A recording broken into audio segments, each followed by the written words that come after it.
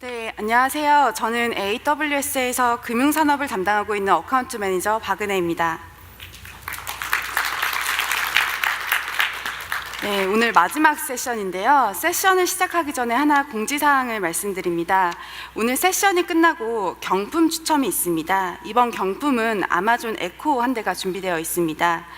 경품 추첨은 마지막 세션 입장 시에 네임택을 태깅하시고 입장해 주신 분들에 한해서 컴퓨터 룰렛 프로그램으로 추천됩니다. 그렇기 때문에 아직 그 네임택을 태깅하시지 않으신 분들은 그 전에 진행을 해주시기 바랍니다.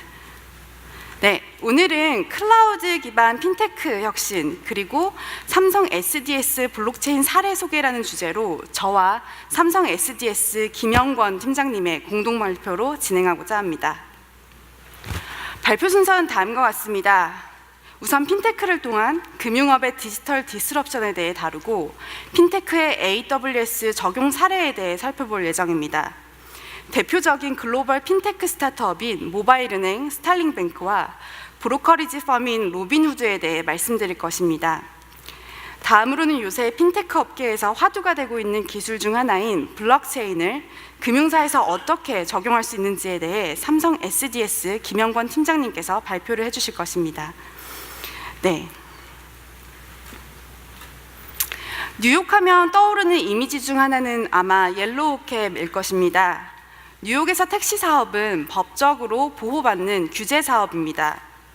1937년부터 택시를 운영하기 위해서는 메달리안이라는 소위 라이센스가 필요합니다. 2014년 기준으로 이 라이센스는 개당 약 1밀리언 달러, 한화 약 11억에 달했기 때문에 대부분의 택시기사들은 이 라이센스를 빌려서 영업을 하였고 택시기사들에게 이 라이센스의 구매는 성공의 상징이었다고 합니다.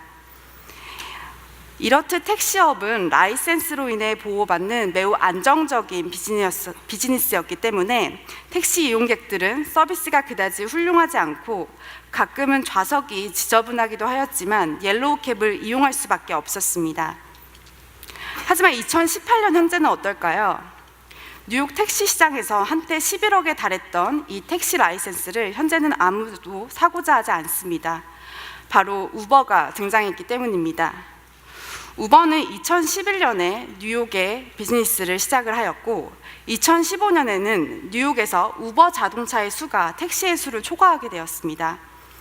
이제 뉴욕의 거주자들과 여행객들은 옐로우캡보다 우버를 더 많이 이용하게 되었습니다. 즉 이제 고객들은 길에서 택시를 잡느라 시간을 낭비하지 않고 우버 앱을 통해 예약 서비스를 제공하고 조금 더 합리적인 가격으로 서비스를 이용하고 있습니다. 이러한 택시 산업의 비즈니스 모델의 변혁은 디지털을 기반으로 특정 산업의 게임의 법칙이 바뀌는 이른바 디지털 디스럽션을 보여주고 있습니다. 그렇다면 여기 계신 청중분들께서 종사하고 계신 금융업은 어떨까요? 하버드 비즈니스 리뷰에서 2016년 말 전 세계 비즈니스 리더 800명을 대상으로 한 설문에 따르면 응답자의 약 80%는 디지털에 의해 각 산업이 디스럽티드 될 것이라고 응답하였습니다. 또한 9개 산업 중 디지털 디스럽션의 확률이 가장 높은 인더스트리에 대해 금융업이 두 번째로 높았습니다. 그렇다면 금융업에서의 디지털 디스럽션은 언제가 변곡점이 될까요? 화면에서 보시는 차트는 기업의 성장에 대한 것으로 X축이 시간, Y축이 성장을 의미합니다. 개별 산업에서 왼쪽에 보이시는 올드 패러다임은 그 인더스트리에서 성장하고 생존하기 위한 기존의 게임 법칙을 의미하고 오른쪽에 보이시는 뉴 패러다임은 새로운 게임의 법칙을 의미합니다. 그 경계가 되는 인플렉션 포인트를 우리는 변곡점, 즉 게임의 법칙이 바뀌는 시기라고 할 수 있습니다. 앞서 말씀드렸던 서베이에서 응답자의 56%는 이러한 디지털에 의해 산업이 변화되는 변곡점이 되는 시기, 즉 게임의 법칙이 바뀌는 시기를 2020년으로 예측하였습니다. 2020년을 기점으로 디지털에 대응한 조직은 살아남아 이전보다 더 가파른 성장을 할 것이고 그렇지 못한 기업은 도태될 것이라는 의견입니다. 만약 이 서베이를 근거로 2020년이 금융업에서 디지털에 의해 게임의 법칙이 바뀌는 시기라고 가정한다면 디지털 디스럽션을 준비하기 위해 국내외 금융업계에서는 어떤 변화가 시도되고 있을까요? 금융업에서의 디지털 디스럽션은 주로 핀테크에 의해 주도됩니다. 핀테크는 금융을 뜻하는 파이낸셜과 기술의 합성으로 금융과 IT의 융복합형 혁신적 신사업을 의미합니다. 핀테크의 사업 추진 모델 유형은 크게 5가지로 구별할 수 있습니다. 1번 유형은 스타트업으로 금융에 대한 전문성은 기존 전통적인 금융사보다 부족할 수 있으나 현재 금융시장에서 고객들이 느끼는 불편을 IT 기술을 통해 해결하는 기업입니다. 2번부터 4번은 전통적인 금융사에서 핀테크 사업을 추진하는 양상이라고 볼 수 있습니다. 2번은 IT 기업 및 핀테크 스타트업의 역량을 활용하는 것입니다. 저희가 일전에 발표하였던 전북은행과 피플펀드의 협업이 좋은 예라고 할 수 있습니다. 또한 오늘 발표하게 될 삼성 SDS의 블록체인 기술 역시 2번에 해당됩니다. 3번은 금융업체 사내에서 신사업을 추진하는 경우이며 4번은 핀테크 스타트업에 직접 투자하거나 육성을 도움으로써 핀테크와의 협력을 도모하는 방식입니다. 국내에서는 신한퓨처스랩과 위비핀테크랩이 그 대표적인 예라고 할 수 있습니다.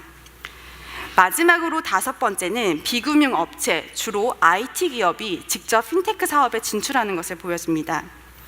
오늘 발표는 1번과 2번 유형에 초점을 맞춰서 설명을 드리고자 합니다. 네, 다음으로 핀테크의 AWS 적용 사례에 대해 살펴보도록 하겠습니다. 제가 지금 소개해드릴 핀테크는 1번 타입, 즉 핀테크 스타트업입니다. 금융업계에서 디지털 디스럽션의 바람을 주도하고 있는 기업이라고 할 수 있겠죠. 일전에 포브스에서 글로벌 핀테크 상위 50개사에 대한 리스트를 발표한 적이 있습니다. 재미있는 부분은 50개사 모두 AWS 기반으로 운영되고 있다는 것입니다. 이를 근거로 글로벌 핀테크 기업의 표준 플랫폼은 AWS라고 말씀드릴 수 있습니다. 아시아는 어떨까요? 아시아 역시 P2P 대출부터 페이먼트까지 다양한 핀테크 기업들이 AWS를 기반으로 운영하는 것을 보실 수 있습니다. 국내 역시 마찬가지입니다. 이 발표 자료에서 고객분들이 지금 보시는 기업의 로고는 고객의 동의를 얻은 핀테크 기업의 한한 자료입니다.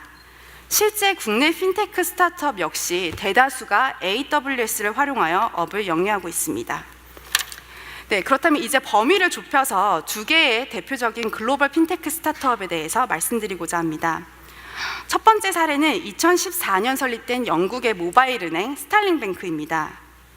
스탈링뱅크의 창업자인 엠 보데는 대학에서 컴퓨터 사이언스를 전공한 후 은행업에서 35년의 커리어를 쌓은 베테랑이었습니다. 은행에서 커리어를 잘 쌓아왔던 그녀는 왜 창업을 하게 되었을까요?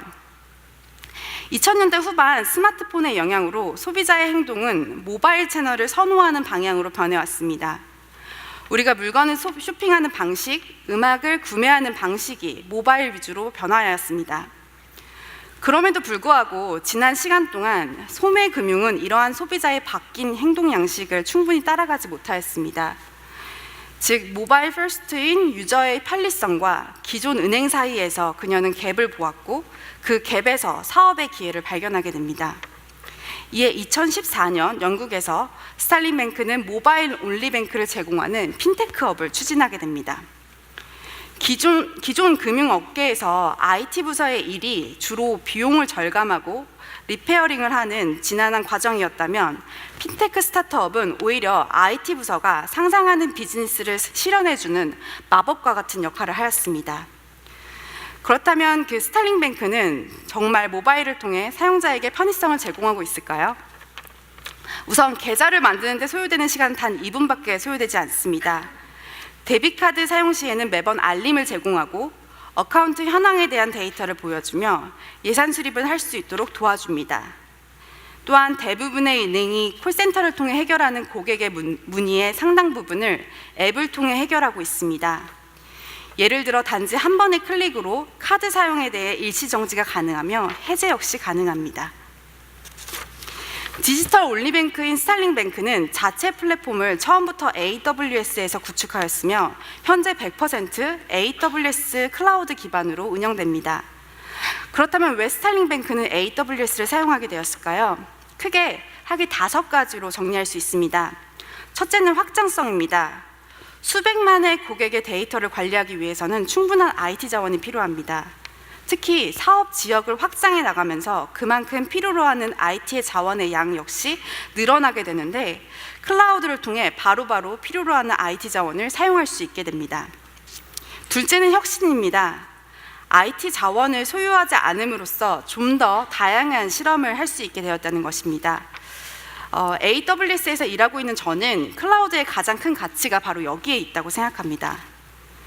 온프레미스에서는 인프라 준비에 대략 수주가 소요되고 실패에 대한 비용이 높기 때문에 혁신 속도가 느려질 수밖에 없습니다. 그러나 AWS 클라우드를 사용하게 되면 단지 몇 초 혹은 몇 분 내로 인프라가 준비되고 소유하지 않기 때문에 실패에 대한 비용이 낮습니다. 그렇기 때문에 다양한 실험이 가능하고 결과적으로 혁신의 산물을 만들어내게 됩니다. 실제로 스타일링뱅크는 AWS를 기반으로 단지 1년 만에 은행을 설립하게 됩니다. 2016년에 처음 사업을 시작할 때 은행의 주요 IT 인프라를 클라우드상에 구축하고 몇 달 후인 2017년 봄에는 앱스토어에 이를 고객 서비스용으로 출시하였으며, 오늘날까지도 스타일링뱅크는 AWS에서 모든 시스템을 운영하고 있습니다. 실제 스타일링뱅크의 CTO인 그렉 허킨스는 AWS와의 인터뷰에서 AWS를 활용하면서 실수에 대한 부담감도 줄었다. 실수를 하더라도 그 실수로부터 배우고 기존 계획이 잘못되었다면 원점부터 다시 사업을 계획하는 것이 가능해졌다라고 말씀하시면서 AWS를 사용하는 대표적인 이유로 혁신을 꼽았습니다. 저희가 그 금융사 경영진 분들을 만나서 말씀하시는 것을 들어보면 디지털 디스럽션에 대해서 대비하고 싶지만 시도하시는 거에 대해서 망설여지시는 이유로 결과에 대한 불확실성을 많이 말씀하십니다. 그러나 클라우드를 기반으로 개발하고 운영하는 핀테크 스타트업 입장에서는 불확실한 사업에 대해 반드시 성공할 수 있다고 확언할 필요 없이 계속 시도해 볼 수가 있게 됩니다. 셋째는 보안입니다. 보안은 AWS의 최우선 과제입니다. 30개 이상의 글로벌 인증 및 자격을 취득하였으며 IAM과 같이 추가 비용 없이 보안적 조치를 취할 수 있는 다양한 서비스를 제공하고 있습니다. 보안에 민감한 미국의 군사조직과 정보기관, 그리고 글로벌 은행의 AWS 사용은 AWS가 보안에 있어 믿을 수 있는 클라우드 회사임을 증명해 나가고 있습니다. 넷째는 비용입니다. 아무리 투자를 많이 받는 핀테크일지라도 보통의 은행처럼 온프레미스에서 IT 서버를 사서 구축하는 것은 비용적으로 부담이 상당할 수밖에 없습니다. 그러나 AWS 클라우드는 IT 자원을 필요한 만큼 빌려 쓰고 사용한 만큼 사용료를 지불하는 것이므로 초기 비용이 0입니다. 또한 유휴 자원 없이 필요로 하는 자원을 사용하기 때문에 운영 비용 역시 최소화할 수 있습니다.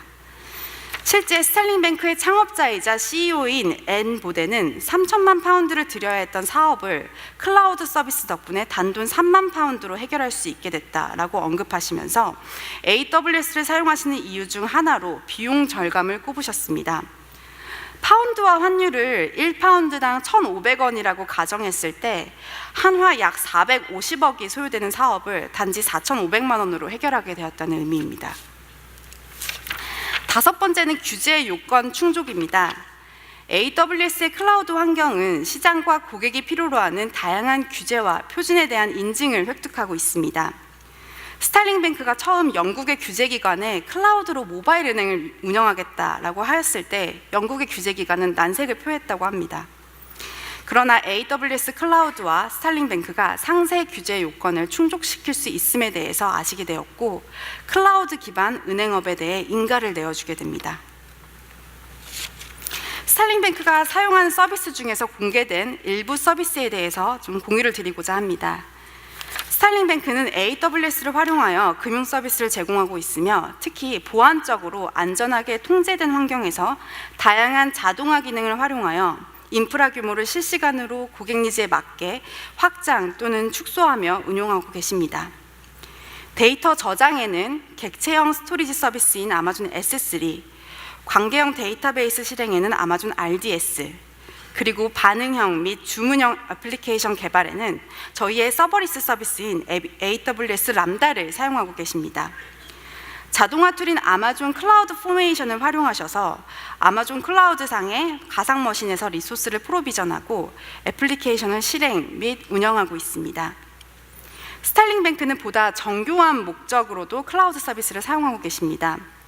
예를 들어 아마존의 사용자 아이디 및 액세스 관리 서비스인 IAM과 통합된 슬랙 봇을 통해서 새로운 제품 출시에 자동화된 엔지니어별 자동화된 액세스 권한을 부여합니다. 개발자는 배포 권한을 요청하고 IAM 기록의 적격인 경우에만 권한이 허가되도록 서비스를 활용 중입니다. 이처럼 클라우드는 고성능 기능을 대중화시켜서 스타트업이 큰 투자 없이도 그 기술을 사용할 수 있게 합니다. 스타일링뱅크는 이러한 AWS를 활용하여 빠르게 성장하고 있습니다. 스타일링뱅크가 시도하는 다양한 시도 중 에코시스템 구축을 들 수 있습니다. 첫 번째로 스타일링뱅크는 API를 공개함으로써 제3의 개발자가 데이터를 활용할 수 있는 기회를 제공합니다. 두 번째는 스타일링뱅크 마켓플레이스입니다. 아마존닷컴을 통해서 사람들이 원하는 제품을 구매하듯이 스타일링뱅크 역시 타 기업과의 협업을 통해서 다양한 금융상품군을 고객에게 제공하고 있습니다. 파트너의 초기 그룹에는 디지털 연금 공급자인 펜션비, 로보 어드바이저 업체인 웰스 심플, 모기지 브로커인 하비토, 그리고 여행자 보험을 제공하는 카스코 등이 포함되어 있습니다. 마지막으로 스타일링뱅크는 향후에도 AWS를 기반으로 다양한 혁신을 시도하고자 하십니다. 예를 들어 아마존 알렉사에게 공과금을 지불하도록 요청하거나 지난주 지출 내역에 대해 확인할 수 있습니다. 또한 타 금융사 혹은 핀테크 스타트업과의 협업을 강화하여 고객들에게 더욱 도움이 되는 상품 그리고 기능을 제공하도록 준비하고 계십니다. 예를 들어 머니박스와의 협력을 통해 저축을 자동화하는 방안 등을 준비하고 계시다고 합니다. 두 번째 사례는 수수료 없는 주식 거래 서비스를 제공하는 미국의 핀테크 스타트업 로빈후드입니다. 미국의 일반 증권사들은 주식 거래 시 건당 7에서 10달러의 거래 수수료를 받고 현금 잔고 역시 최소 1000달러, 많게는 10,000달러를 요구한다고 합니다. 로빈후드의 2명의 공동 창업자는 뉴욕 금융회사에서 일하면서 주식 거래를 할 때 실질적인 비용이 제로에 가까움에도 불구하고 수수료를 받는 행태에 대해 문제의식을 가졌습니다. 이에 2013년 회사를 그만두고 캘리포니아로 돌아와 로빈후드를 설립하게 됩니다. 로빈후드는 수수료가 없고 계좌 유지를 위해 현금 잔고를 별도로 유지할 필요도 없습니다. 또한 매우 심플하고 빠릅니다. 실제 주식 거래를 위한 계좌를 생성하는데 4분밖에 소요되지 않으며 올해 2월에는 가상화폐 거래소 사업도 시작을 하였습니다. 통상 미국의 가상화폐 거래소는 0.15%의 수수료를 부과하지만 로빈후드는 세계 최초로 가상화폐 거래조차도 수수료 없이 제공을 하고 있습니다. 이에 출범 첫 해 회원수가 10만 명이었지만 그 후 가파른 성장을 통해서 올해 2월 기준으로는 500만의 가입자를 확보하였다고 합니다. 월스트리트 저널에 따르면 2018년 기준 로빈후드의 기업 가치는 5.6빌리언 달러, 한화로 약 6조라고 합니다. 그야말로 증권업계의 디지털 디스럽션을 주도하는 기업이라고 할 수 있는데요.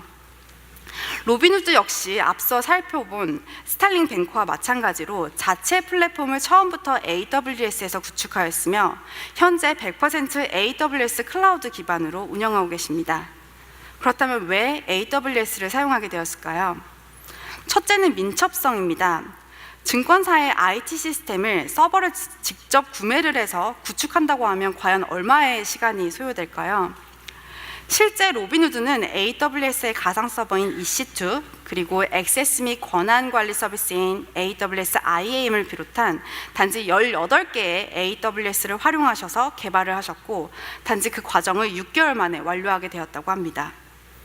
AWS는 클릭만으로 원하는 IT 자원을 사용하실 수 있기 때문에 생각하는 비즈니스를 빠르게 현실로 만들어낼 수 있습니다. 둘째는 보안입니다. 주식 거래를 하는 앱인 만큼 보안이 매우 중요할 텐데요. 우선 실제 고객의 데이터는 모두 암호화되어 저장됩니다. 또한 아마존 IAM을 통해 데이터 및 서비스 접근에 대한 효과적인 제어를 하고 있습니다. 이러한 조치 덕분에 핀테크 스타트업임에도 불구하고 규제기관인 핀라의 승인을 받아 브로커리지업을 영위하게 됩니다. 셋째는 실시간 관리입니다. 로빈후드의 데이터 사이언티스트 팀은 속도가 빠른 완전 관리형 데이터 웨어하우스 서비스인 아마존 레드시프트를 활용하셔서 프라우드 및 자금 세탁을 실시간으로 파악하고 있습니다. 넷째는 최소 인력으로 운영이 가능하다는 점입니다. 실제로 처음 비즈니스를 시작하실 때 단 2명의 데브옵스 엔지니어로 전체 시스템을 구축했다고 합니다. 500만의 회원수를 보유한 현재에도 매우 린한 형태로 조직을 운영하고 있다고 합니다. 다섯 번째는 글로벌 진출의 용이함입니다.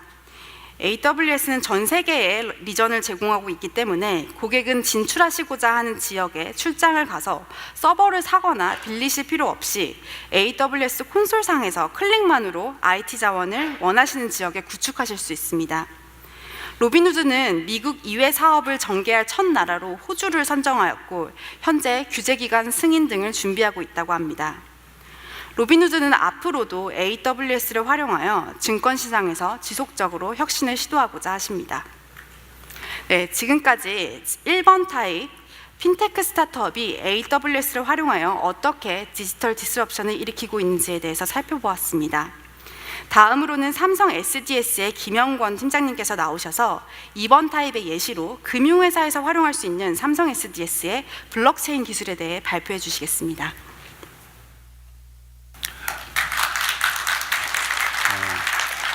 안녕하세요. 저는 삼성 SDS에서 디지털 금융 전략팀을 맡고 있는 김영권이라고 합니다.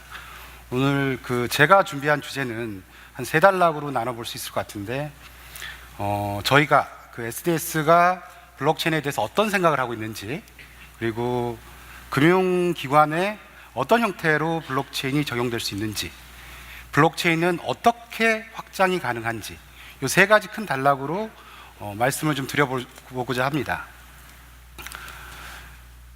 많은 분들이 저희한테 물으세요. 언제부터 블록체인을 관심을 갖게 됐느냐? 사실은 블록체인은 처음 시작이 많이 아시는 것처럼 2009년도에 사토시 나카모토가 이제 비트코인으로 이제 처음 출발을 했고, 단연간 매니아들에 의해서 애용되던 것이 특이하게 변곡점이 하나가 발생했습니다. 이게 2015년 중반쯤 되는데, 2015년 중반에 어떤 일들이 발생하냐면, 전 세계에 이름 있는 IT 회사, 금융회사들이 폭발적으로 블록체인이라는 기술에 투자를 하기 시작합니다. 사실은 저희가 관심을 가진 것도 이 시점이라고 볼 수 있고요. 근데 저희의 고민은 기술이 좋은 건 알겠는데 기술을 가지고 도대체 금융사의 혁신을 어떻게 할지가 이때 고민이었습니다. 그리고 저희 나름대로 유즈 케이스를 정리하고 그거에 대한 상세화를 하고 있었는데, 2016년 세계경제포럼에서 이런 얘기를 했습니다. 2017년까지 은행들이 80%가 블록체인을 쓸 거고, 더 나아가서는 GDP의 80%가 블록체인에 의해서 저장되거나 거래될 것이다 라는 얘기를 했는데, 사실 믿지는 않았습니다. 믿지는 않았는데 어느 정도 세계경제포럼에서 얘기하는 내용이라 저희가 사실은 확신을 가질 수 있었고요. 2017년 은행의 80%라고 했는데, 사실 한 해에 늦기는 했지만 우리 한국에서도 18개면 거의 대부분의 은행인데 7월 말에 공인인증을 대신해서 공동인증을 적용하는 게 아마 전체 국민들한테 적용하는 서비스가 7월 말에 오픈을 합니다. 저희 회사가 하고 있는 거고요. 그래서 조금 타임 갭은 있으나 우리 한국도 거의 이 추세대로 가고 있고, 하버드 비즈니스 리뷰에서는 사실은 인터넷이 미디어를 거의 디스럽션 했습니다. 우리나라도 네이버가 거의 모든 신문사, 잡지사를 디스럽션 한 것처럼 블록체인도 이제 금융 체계를 시스템이라고 했는데, 사실은 저 시스템은 IT 시스템뿐만이 아니라 일반적인 체계죠. 체계를 디스럽션 할 수 있을 것이다 라고 발표를 하면서 저희는 더더욱 큰 확신을 갖게 됐습니다. 왜 블록체인이 그러한 소리를 듣는지 조금 랩업을 해보면, 블록체인은 두 가지 특성이 있습니다. 하나는 뭐 신문에서 계속 얘기하는 분산장부라는 얘기가 있는 거죠. 분산장부라는 것은 이제 뭐 지도가 있고 장부가 여러 개 분산되어 있는데, 블록체인을 한 단계만 내려가면 이제 나오는 얘기가 노드라는 얘기를 합니다. 노드라는 얘기를 하는 건데, 노드라는 얘기는 자율적으로 움직이는 뭐 봇 정도로 이해를 하셔도 됩니다. 자율적으로 움직이는 봇이 장부를 하나 갖고 있는데, 그러한 장부들이 똑같은 장부가 여러 개의 노드에 전부 다 이제 펼쳐져 있는 겁니다. 그래서 분산된 장부다라고 해서 분산장부라고 하고, 거래가 하나 발생하면 얘네가 알아서 자동화된 메커니즘으로 전 세계의 분산된 장부를 동기화시켜줍니다. 그리고 이 분산된 장부를 하나씩 뜯어보면 데이터들이 블록이란 단위로 이렇게 묶여져 있죠. 그게 특정한 시간 단위로, 시계열 단위로 묶여져 있습니다. 이게 뭐 비트코인이면 10분, 뭐 이더리움이면 뭐 몇 분, 뭐 다른 시스템이면 몇 초, 이렇게 묶여져 있는데, 이러한 것들이 시스템적으로 묶여져 있고 이 블록 하나에 굉장히 강한 알고리즘이 적용돼서 해시화되고 있기 때문에, 사실상 기록을 고치려면 얘를 풀고 들어가서 얘를 고쳐야 되고, 이쪽 기록을 고치려면 다 풀고 나서 고쳐야 되니까, 현대 기술로는 위변조가 거의 불가능하지 않냐라는 평가를 전문가들한테 듣고 있죠. 근데 사실 이 기능만 있으면 블록체인은, 그래? 그 분산 DBMS의 조금 발전된 버전? 이 정도로 끝날 수 있습니다, 사실은. 제가 두 가지 특징을 말씀을 드렸는데, 더 강력한 특징은 스마트 컨트랙트입니다. 스마트 컨트랙트는 가만히 한번 이제 그 옛날부터 거래를 보면, 옛날은 사람이 만나서 이제 거래를 했습니다. 그런데 계약한 사람이 떼먹고 이제 도망갈 수가 있지 않습니까? 그래서 중간에 이제 거강꾼이 하나 등장을 했어요. 거강꾼이 등장을 했는데, 저희가 이제 부동산을 거래하다 보면 이 거강꾼이 틀린 정보를 줄 수도 있고, 사기를 발생할 수도 있고, 수수료도 많이 떼먹을 수 있고, 이러한 형태의 비효율성이 있어서 더 발전된 모습이 지금 보시는 은행의 형태, 뭐 공공기관의 형태, 큰 중앙화된 시스템을 놔두고 그 소수의 관리자들이 상품과 서비스를 제공하는 형태였는데, 그럼으로 인해서 이제 수수료를 떼가죠. 근데 굳이 이렇게 중앙에 이렇게 집중화된 시스템으로 수수료를 줘야 되느냐에 대한 문제가 이제 계속 불거져 나오는 거죠. 그래서 스마트 컨트랙트라는 것은 쉽게 얘기하면 프로그램 덩어리에 지나지 않습니다. 사람과 사람이 맺은 계약을 프로그래머해서 아까 말씀드린 장부에다가 얹어 놓는 겁니다. 그러면 여러 개의 노드들이 똑같은 계약으로 똑같은 실행을 하게 되는 거라, 누가 위조, 변조를 할 수 없다는 거죠. 예를 하나만 들어보면 이렇습니다. 여러분들이 이제 그 보험 중에 중국 같은 경우는 이제 많이 팔리는데 비행기 연착 보험 같은 것들, 그리고 뭐 날씨가 나쁠 때의 날씨 보험들 같은 경우는, 예를 들어서 내가 해외여행을 가는데 비행기가 연착이 하루가 됐어요. 또는 뭐 5시간이 됐어요.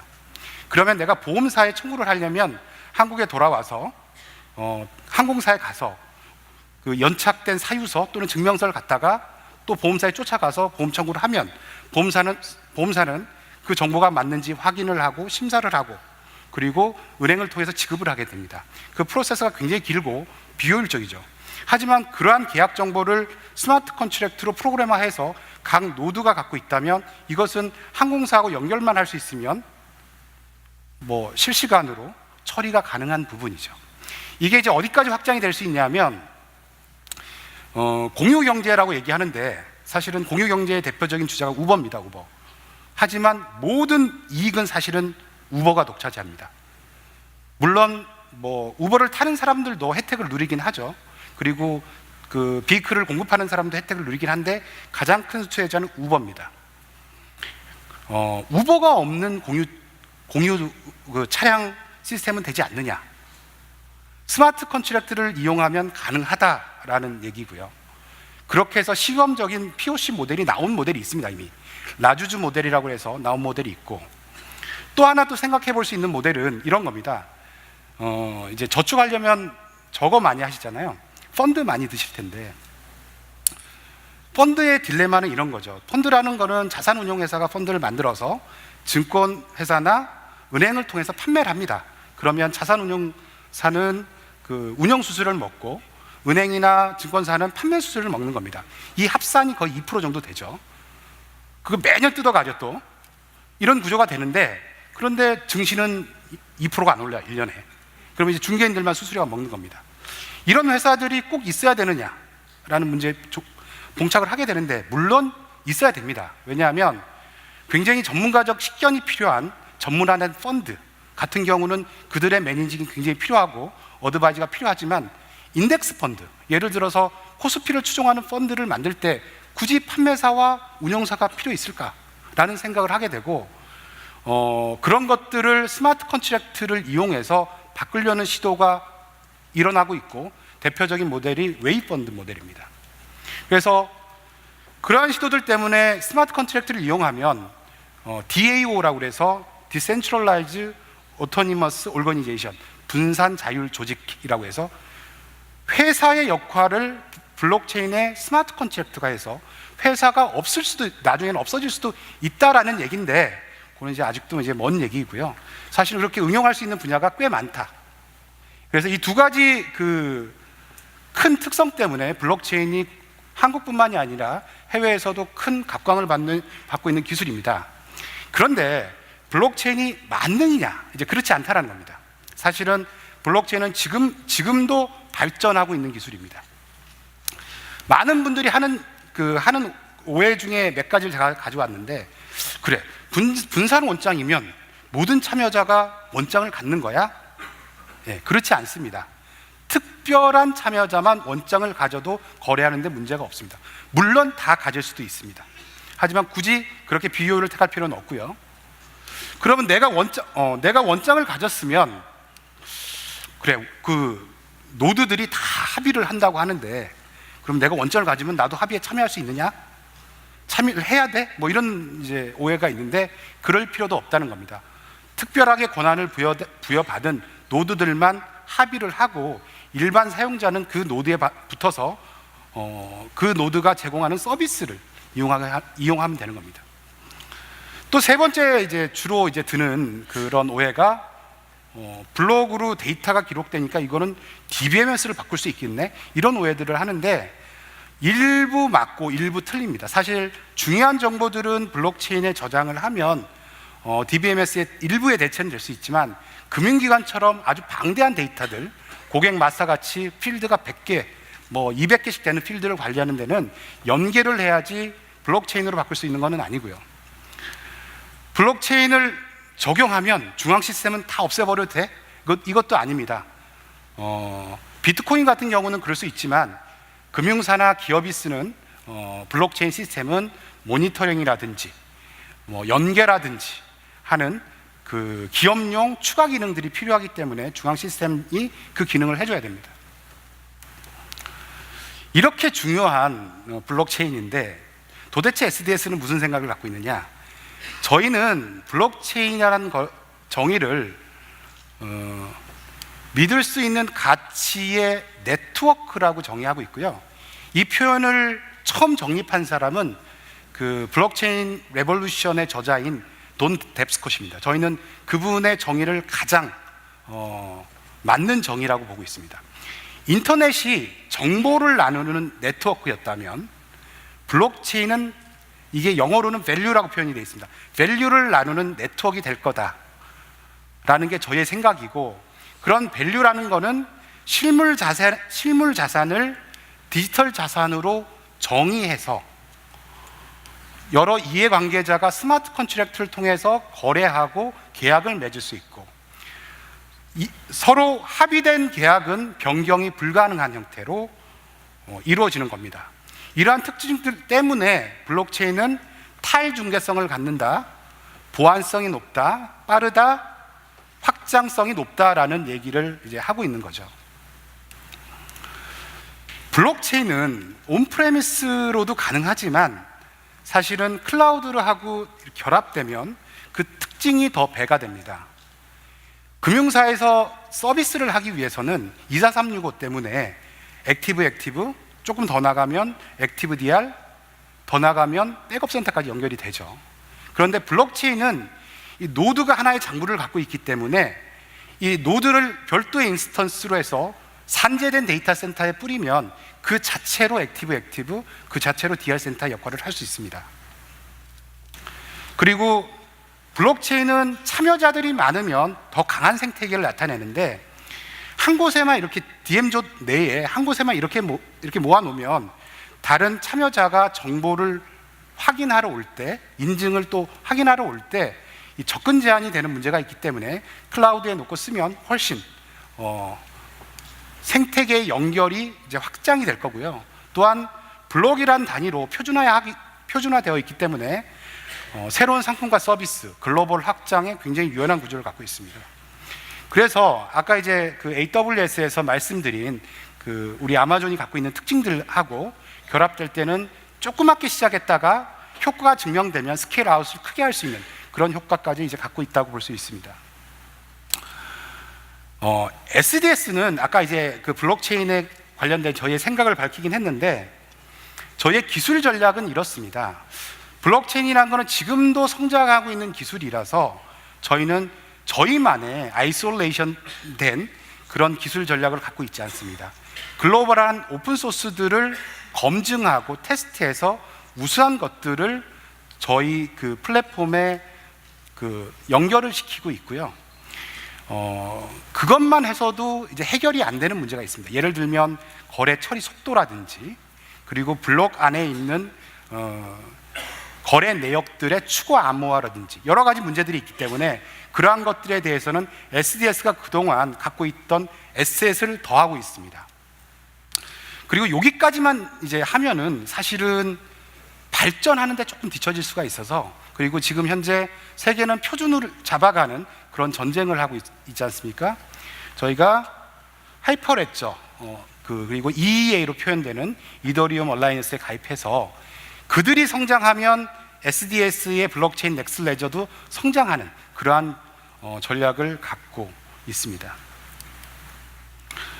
블록체인을 적용할 때는 특별히 고려해야 될 게 몇 가지가 있습니다. 은행 업무를 전체를 블록체인으로 효율화시키겠다? 불가능한 얘기입니다. 자주 손바뀜이 많은 업무 그리고 이해관계자가 많은 업무를 우선적으로 포커싱을 해서 효과가 있는지 증명을 해야 됩니다. 그리고 나는 오픈소스를 써볼 거야. 처음에 시작할 때는 오픈소스를 쓰셔도 됩니다.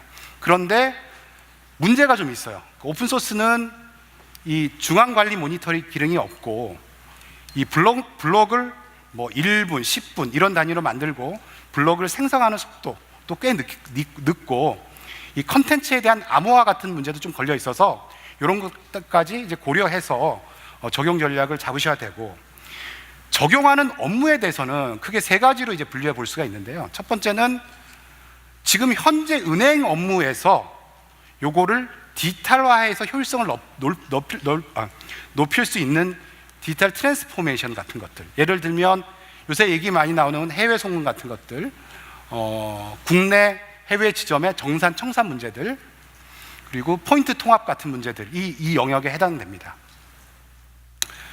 그리고 두 번째는 그 새로운 상품과 서비스를 만들 수 있는 디지털 이니셔티브 같은 것들입니다. 여기서 나온 주제가 여기 SCF라고 하는 거는 사실은 저런 겁니다. 서플라이 체인 파이낸스, 공급망 금융이라고 하는데 저희가 이제 뒤에서 이제 나오는 얘기인데 38개의 그 회사들을 모아서 작년에 물류 이제 그 POC 프로젝트를 했습니다. 그 POC 중에 어떤 내용들이 블록체인이 기록되냐 하면 수출 수입을 하는 데 있어서 이해관계자들이 되게 많거든요. 예를 들어서 수출하는 회사, 수입하는 회사, 그리고 관세청, 뭐 항만청, 선사, 뭐 등등등 한두 개가 아닙니다. 그러면 그 수출하는 업자들은 그 프로세스를 다 태운 다음에 어디로 가냐면 은행 가서 그 정보를 바탕으로 이제 월급 줘야 되니까 대출을 하고 또 선적 정보를 갖다가 보험사에다가 적합보험을 들고 이런 행위를 하는데 이러한 것들을 블록체인에 기록된 그 정보들을 가지고 은행도 참가시켜서 새로운 금융상품, 보험상품을 만들어 보자는 시도가 지금도 일어나고 있습니다. 그러한 시도가 서플라이 체인 파이낸스이고요.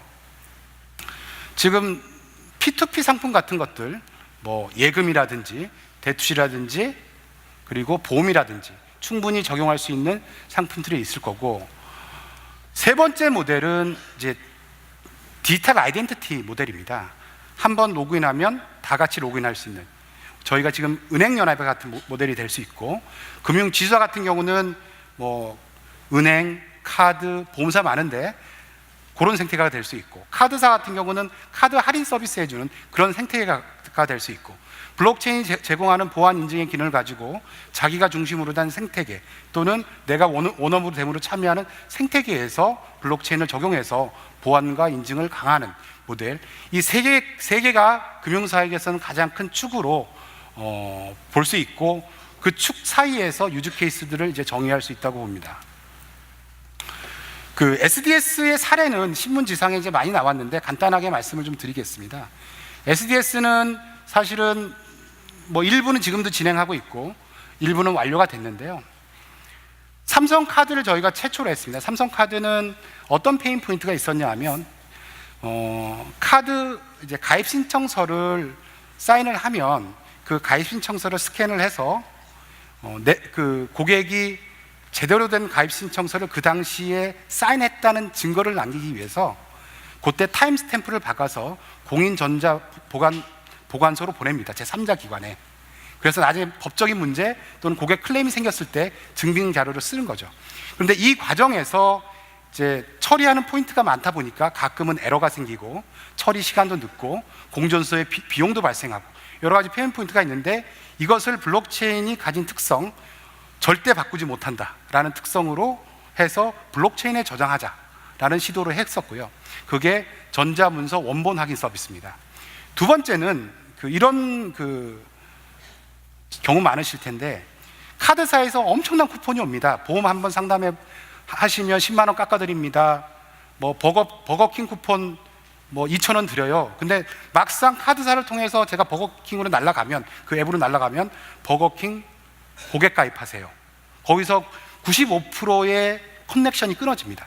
그러니까 열심히 마케팅을 해봐야 90% 이상이 거기서 단절이 돼서, 삼성카드의 고객이면 삼성카드의 고객으로 블록체인을 인증을 한 번 받았으면 그 토큰을 제휴사, 버거킹 같은 제휴사에 줘서 설사 고객이 아니어도 인증을 할 수 있게 하는 제휴사 자동 로그인 서비스를 적용을 했습니다. 이게 2017년 그 상반기에 적용한 거죠. 그리고 은행연합회는 18개의 은행들이 공인인증을 대체하기 위해서 지금 프로젝트를 열심히 하고 있고, 1차는 4월 말, 2차는 여러분들이 다 쓰실 수 있는 게 2차인데 7월 말쯤에 이제 오픈을 하게 될 겁니다. 해운 물류 컨소시엄은 제가 아까 말씀을 드렸고, 이제 SDI는 이런 겁니다. 저희가 이제 작년 10월, 11월 이때 적용을 했는데, SDI는 배터리 뭐 이런 거 만들잖아요. 배터리를 만드는데 이 원자재를 수급을 해야 됩니다. 글로벌하게 수급을 해야 되는데, 이 수급사하고 계약을 할 때 그 전자서명이 필요합니다. 법적으로 유효한. 그래야 나중에 부인 방지되는 효과가 있습니다. 그리고 그 문서에 대해서 정확한 문서였다는 그런 그 원본 확인도 필요하고요. 그런데 한국은 공인인증서로 그동안 해왔습니다. 하지만 해외는 그러한 체계가 다 틀려요. 어떤 데는 아이디 패스워드로 하는 데도 있고, 어떤 데는 한국과 비슷한 그 PKI 방식으로 하는 데도 있고, 어떤 데는 아예 없는 데도 있고. 그래서 SDI가 이 블록체인을 이용한 계약관리 시스템을 가지고 글로벌 계약관리의 거버넌스를 확보하기 위해서 작년 10월에 중국 법인에 적용을 했습니다. 그리고 지금 서울시 컨설팅은 저희가 지금 하고 있는데, 서울시의 페인 포인트는 이런 겁니다. 내가 청년들한테 취업 많이 하라고 수당을 많이 주는데 취업은 잘 안 되고 수당은 어디다 썼는지 잘 모르겠고, 뭐 청년 수당만 문제가 아닌 거죠. 육아 수당 다 이제 문제인데, 그런 페인 포인트. 그리고 내가 요새 미세먼지 많은데, 미세먼지는 맨날 보통이에요, 좋아요 이렇게 발표를 하는데 국민들은 믿지 못하고, 매우 나쁜데 자꾸 보통이라고 얘기하냐, 이런 문제들. 그리고 중고차는 그러니까 중고차가 대표적인 레몬 마켓입니다. 중고차에 좋은 차 안 나오지 않습니까? 좋은 차는 항상 친척한테 팔고, 중고차 시장에 나온 차는 이제 나쁜 차들만 나오는데 이걸 어떻게 투명하게 할 수 없을까? 그런 고민들, 그러니까 시민을 위해서 투명하고 신뢰할 수 있는 시정 서비스를 만들 수 있을까라는 출발점에서 이제 시작을 했고, 그런 것들에 대한 과제가 이번 달 말에 다 이제 정립이 될 겁니다. 2018년도는 그 포브스에서 예측한 자료입니다. 블록체인 트렌드에 대해서 예측을 했는데, 금융 말고도 엄청나게 블록체인을 적용하려는 시도들이 일어날 거다. 두 번째, IoT하고 블록체인하고 결합할 거다. 이게 이제 저희 물류 사례도 똑같습니다. IoT 저희가 이제 수출을 하면, 컨테이너에 실어서 수출을 하면 거기다 센서를 박아 놓습니다. 그러면 위치가 어딘지, 이동할 때의 그 컨디션들, 습도나 그런 온도나 이런 것들을 센서가 블록체인에 기록하는 형태대로 됩니다. 이런 형태들이 일어날 거고, 아까 말씀드린 스마트 계약이 활성화될 거고, 정부 주도, 아까 서울시처럼 이 시도가 서울시만 일어나는 게 아닙니다. 타이베이, 두바이 이제 많이 들어보셨을 텐데 정부 주도로 일어날 거고, 암호화폐가 어떻게든 조금 자세가 정리되지 않겠느냐. 이거는 제 얘기가 아니라 이제 포브스 얘기입니다. 이제 암호화폐는 이제 여러 가지 썰이 있습니다. 지금 암호화폐가 어떤 식으로든 정부가 입장을 조금 밝히지 않겠느냐 하나, 정부가 디지털 커런시를 만들 수 있지 않겠느냐 둘, 그리고 그럼에도 불구하고 여러 블록체인 사례들이 실패로 끝날 거다라는 전망도 있습니다. 그 블록체인의 로드맵을 잠깐 보면, 여기 X축을 보시면 블록체인을 가지고 할 수 있는 일들입니다. 아까 제가 금융사들 세 가지 방향축을 말씀드렸는데 그 축이고요. 이 Y축은 금융기관들이 단위 업무를 효율화할 거냐, 여러 이제 이해관계자들이 얽힌 일을 효율화할 거냐, 아니면 생태계를 새로 구성할 거냐, 이제 범위를 넓혀가면서 축을 그렸고, 여기서 이제 여러 가지 유즈케이스들이 많이 나올 수가 있습니다. 블록체인은 블록체인대로 나름의 길을 걸을 것이냐에 대한 질문을 저희는 사실 계속 하고 있었는데, 저희의 생각은 이렇습니다. 블록체인 나름대로도 발전할 거지만 블록체인이 새로운 혁신 기술들하고 계속 연결이 될 겁니다. 그 혁신 기술은 AI나 머신러닝이나 딥러닝으로 대표되는 AI, 그리고 빅데이터 어널리틱스, 그리고 아마존과 같은 클라우드, 그리고 모바일, 이 연결이 돼서 기존의 밸류체인을 상당히 효율화시켜서 금융사들의 디지털 서비스로 가는데 플랫폼 같은 형태로, 그래서 네이티브한 서비스를 제공하는 형태로 발전을 해 나갈 거라고 보고 있고요. 예를 하나 갖고 왔습니다. 이게 이제 디지털 금융 컨시어지라는 이름을 갖고 왔는데, 매스 고객, 일반 대중들도 VIP처럼 금융과 관련된 이런 서비스를 제공받을 수 있다라는 얘기고요. 예를 들어 보면 지금까지 이제 여러 금융기관들의 데이터들이 산재되어 있습니다. 그래서 일부 이제 핀테크 기업들은 그것들을 모아서 앱으로 보여주고 하는 것들인데, 여기서도 이제 소비자들은 이제 불안성을 느낄 수 있습니다. 이러한 정보들을 게더링할 때 블록체인이 가진 신뢰성 있는 네트워크를 통해서 그 정보들을 게더링을 해서 본인한테 보여주고, 본인이 가진 그런 소비 패턴, 그리고 재테크, 자산들을 빅데이터로 분석해서, 빅데이터는 그들이 원하는 피어그룹 또는 속해 있는 피어그룹을 어떻게 분석하냐면, 빅데이터는 워낙 오래된 얘기니까 다 알 텐데, 블록체인으로 비식별화시켜서 데이터가 들어오면 스마트 컨트랙트를 통해서 어널리틱스에 붙여서 연결하면 완전한 형태의 비그룹을 만들 수가 있습니다. 그래서 필요한 게 뭔지, 필요한 것들이 있으면 인공지능의 챗봇을 통해서 필요한 것들을 추천받을 수 있고, 대출이든 펀드든, 그리고 RPA나 AI를 통해서 가입, 신청이 한 번에 끝날 수 있는 완결형, 한 번에 끝날 수 있는 완결형 서비스를 제공할 수 있을 거라고 이제 생각을 합니다. 그래서 이건 이제 하나의 예이고요. 이러한 형태로 블록체인 외에 다른 혁신 기술들이 연결이 되어서 금융사들의 혁신을 이끌 거라고 저희는 보고 있습니다. 이상입니다.